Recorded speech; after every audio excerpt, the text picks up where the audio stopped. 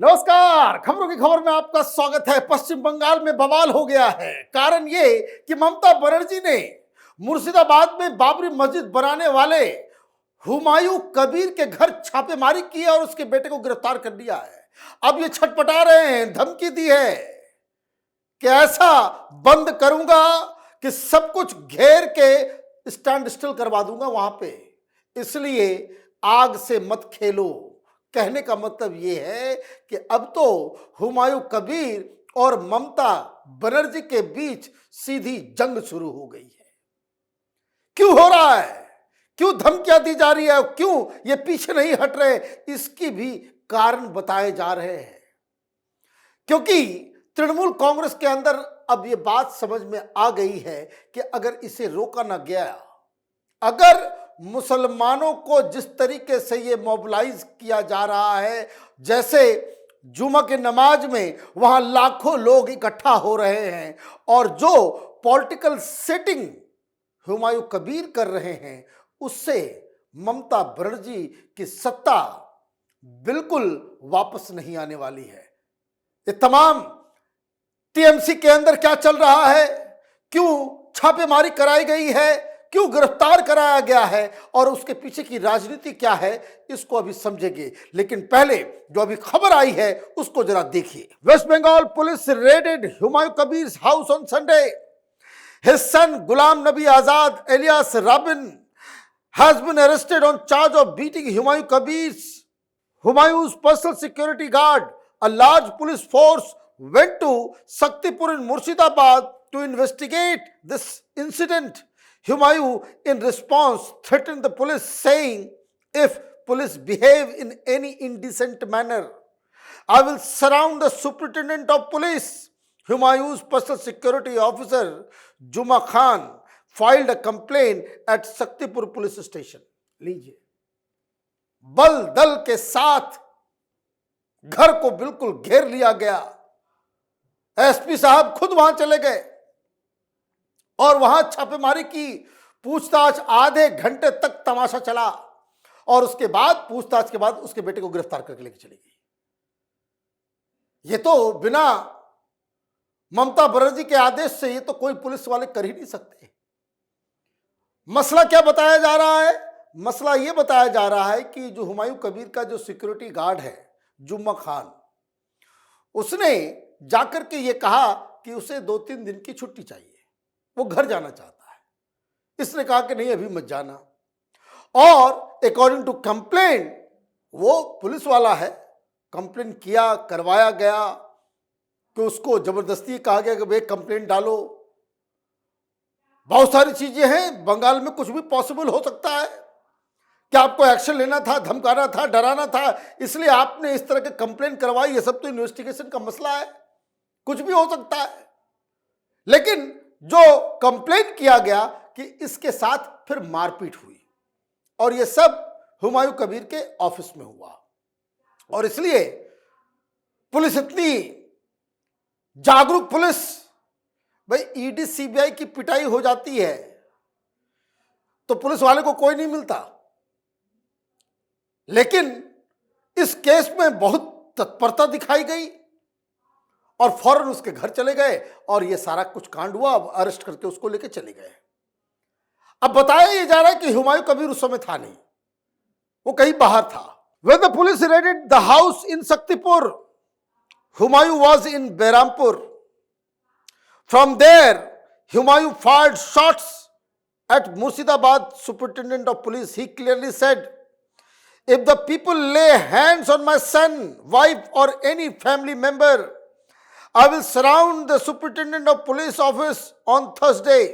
I will bring Behrampur to a standstill." However, Murshidabad superintendent of police S. Saniraj did not open his mouth on this matter. साफ धमकी दे कि Thursday को बराबर कर देंगे सब कुछ। यह है ताकत मुस्लिम लीडर्स की। पश्चिम बंगाल के अंदर सीधे एसपी को ही धमकी दी जा रही है और मैं बता रहा हूं, डरा हुआ होगा एसपी, डर गया होगा एसपी, कुछ बोल नहीं पा रहा। मीडिया वाले गए थे, यही रिपोर्टिंग आई है और लिख भी रहे कि he did not open his mouth. कम से कम इतना भी बोल दे कानूनी प्रक्रिया का फॉलो किया जा रहा है ना। सवाल यह है कि क्यों करवाया जा रहा है ये? क्या उल्टा पड़ गया दांव? ये बाबरी मस्जिद और ये सब कुछ जो है उल्टा पड़ गया है? क्योंकि खबर जो आ रही है और टीएमसी के अंदर जो बैठक हुई उसमें यह समझ में आया कि ये तो बड़ा डेंजरस होता चला जा रहा है। कारण वहां एक अलायंस बनता दिख रहा है, अलायंस बनता दिख रहा है ओवैसी का, अलायंस बनता दिख रहा है फुरफुरा शरीफ के साहबजादे उसका, और तो और वहां पे अलायंस बनता दिख रहा है इन लोगों के साथ कम्युनिस्ट पार्टी सीपीएम का, लेफ्ट का। और ये सारे इकट्ठे एक जगह अगर हो गए तब तो ममता बनर्जी 100 सीट भी क्रॉस नहीं कर पाएगी। और यही खबर आ रही है टीएमसी के सोर्सेस से। Kabir reached out to AIMIM chief Asaduddin Owaisi and Indian Secular Front leader Pirjada Abbas Siddiqui. AIMIM has shown a positive inclination while discussions with Siddiqui are still going on. While discussions with Siddiqui are still ongoing. In previous assembly elections, the ISF had contested in alliance with Congress and left. Both Congress and left have adopted relatively accommodating stance, with reports suggesting that Kabir is open to seat sharing arrangements with parties such as CPIM. ये सिर्फ बवाल नहीं कर रहा, जो TMC की जो चिंता है वो ये कि ये मुस्लिम पार्टीज को इकट्ठा कर रहा है और ये घातक हो जाएगा। पहले मुस्लिम अलायंस से कर लो और उसके बाद ये भी कर लो कि जो कांग्रेस और सीपीएम का जो अलायंस है उसके साथ भी अलायंस कर लो। भाई सीपीएम वाले या कांग्रेस वाले इनके पास तो कुछ हारने के लिए कुछ है नहीं, जो भी अलायंस होगा कुछ सीटें आ जाएगी, इनकी जीत होगी, इनका प्रेजेंस बना रहेगा, है कि नहीं? तो उनके लिए फायदेमंद, इनके लिए फायदेमंद, बीजेपी के लिए भी फायदेमंद। प्रॉब्लम किसको होने वाला है? ममता बनर्जी को। क्यों होने वाला है इसको भी समझिए। यही टीएमसी के अंदर डिस्कस हुआ। Growing sign of disaffection within community have raised concern within TMC about a possible shift in loyalties. Many believe that a potential alignment between Humayun Kabir, Asaduddin Owaisi and Abbas Siddiqui could significantly undermine the electoral base. Owaisi commands influence in Malda, North Dinajpur and South Dinajpur, while Abbas Siddiqui ISF holds considerable sway in parts of South Bengal. 2 years ago, the ISF secured around 400 panchayat seats in the region. बचा क्या? ये तो ममता बनर्जी के गढ़ पे ही ये सेंधमारी हो रही है। मुसलमान वोट करते हैं टीएमसी को ही सिर्फ, उसके अलावा किसी को वोट नहीं करते। जो दार्जिलिंग, कूच बिहार, अलीपुर द्वार का जो इलाका है जो चिकन नेक के ऊपर का, वहां भारतीय जनता पार्टी का डोमिनेंस है, वहां टीएमसी नहीं जीतती है, इक्का दुक्का सीट जीत पाती है। कहां से जीतती है? तो ये बिहार और बांग्लादेश से सटे हुए बॉर्डर के ऊपर, जो ऊपर में नॉर्थ दिनाजपुर, साउथ दिनाजपुर, मालदा, जो बिहार से सटा हुआ इलाका है, वहां ओवैसी की बहुत अच्छी पकड़ है। यह वही इलाका है कि बॉर्डर के इस पार जहां 5-5 सीट बिहार में ओवैसी साहब जीते। इन्हीं कंस्टिट्यूंसी से सटा हुआ इन 5 कंस्टिट्यूंसी का बॉर्डर है पश्चिम बंगाल में, और वहां इनका इन्फ्लुएंस है।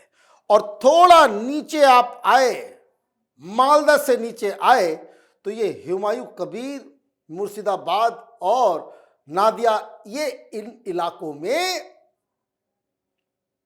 हुमायूं कबीर की पकड़ है। और डाउन साउथ ये फुरफुरा शरीफ, ये अब्बास सिद्दीकी, 2 साल पहले 400 पंचायत में सीट जीत के निकल गया, तो फिर बचेगा क्या? ममता बनर्जी इसी से छटपटा रही है। तो साम दाम दंड भेद, प्रलोभन दिया माना नहीं, ओहदा दिया होगा माना नहीं, तो अब डराने और धमकाने का काम किया जा रहा है, इसलिए बेटे को उठा लिया जा रहा है। यही आम पॉलिटिकल एनालिस्ट बंगाल के बोल रहे हैं कि अब उसको तो छोड़ेगी नहीं। अगर इस तरह का अलायंस हुआ और ये सारे लोग मिलके अगर सीपीएम और कांग्रेस के साथ भी हाथ मिला लेते, एक थर्ड फ्रंट बन जाता है और ये लड़ाई ट्रायंगुलर हो जाती है, तब तो ममता बनर्जी 100 के आंकड़े तक भी नहीं पहुंच पाएगी। और यही दावा हुमायूं कबीर कर रहे हैं। इसलिए आज की ये जो खबर है वो क्राइम क्या घटना घटी उस चश्मे से नहीं, बल्कि इसके पॉलिटिक्स को समझने की जरूरत है। आप देखते रहिए कैपिटल टीवी। हमारे वीडियोस को लाइक कीजिए, शेयर कीजिए और हमारे चैनल को सब्सक्राइब कीजिए। धन्यवाद।